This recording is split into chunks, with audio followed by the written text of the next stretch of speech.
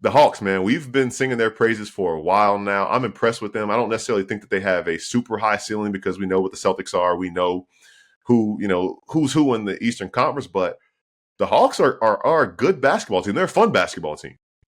Yeah, absolutely. I want to give a shout out to someone who I don't know personally, but I follow him on Twitter, Dan Devine, works for Yeah. Yahoo Sports. And he had an awesome tweet that I really appreciated that I saw right before we jumped on the pod.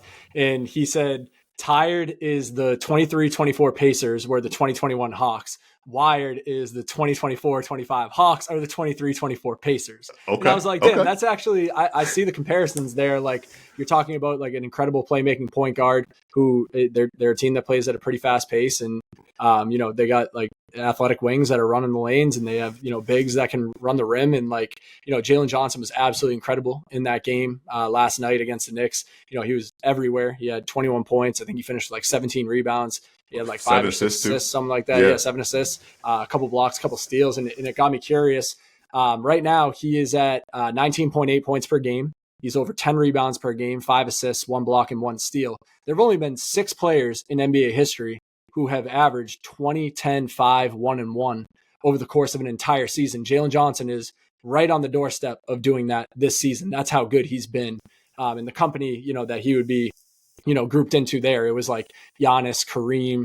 I think it was like Charles Barkley, Chris Webber. I'm blanking on who the other two were, but all Hall of Famers or future Hall of Famers that have accomplished that feat.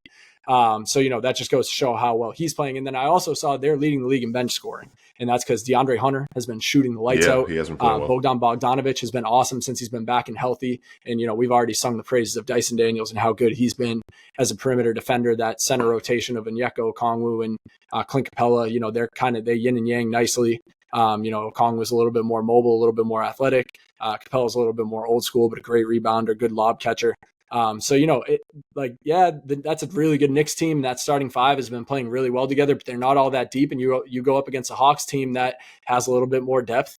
Trae Young is going to ball out in Madison Square Garden. That's something that we've learned. He leans into the whole villain thing. And, I was really impressed with what I saw from them last night. And, like you said, like that's a team that, it feels like Boston puts a ceiling on a lot of the teams in the East because of how good they are. But like that's a Hawks team that I don't think any team in the Eastern Conference would want to see in the first round.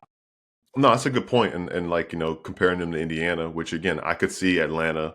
I don't want to get ahead of myself, but I could see Atlanta if they get like the right matchups in the playoffs, they can make a run. They did it a couple of years ago with Trae Young, and that run started with them beating the Knicks, and then they ended up beating the 76ers before facing the Milwaukee Bucks, and things slowed down. But I think the biggest thing when you think about this tournament type situation is it's one and done. Everything is an elimination game. So you go out there, and Trae had a little bit of a slow first half, but he mentioned it in his post-game interview. He was getting a feel for how they regarding the rest of his team. He was getting a feel for how they regarding him. And then he really did take command and just showed his brilliance as a point guard in that second half of the game. And it's interesting to think about, he's having, I think, starting to command the respect that he's deserved for a long time. And Jalen Johnson, like you mentioned, in most improved player conversation. Same goes for Dyson Daniels. And I'll be interested to see if Jalen Johnson does get the All-Star nod. And I think a lot of that will have to do with what they're able to do in Las Vegas and how successful they are as we kind of enter the new year as the calendar flips. But those numbers that you mentioned are definitely All-Star numbers. So big shout out to them and really believing in him. And I think the biggest thing, the thing I was most impressed by, as we mentioned, 7 assists, they give him a lot of playmaking duties, and he's looking good while doing it. So it's a fun Atlanta Hawks team, and they are set to meet a fun Milwaukee Bucks team.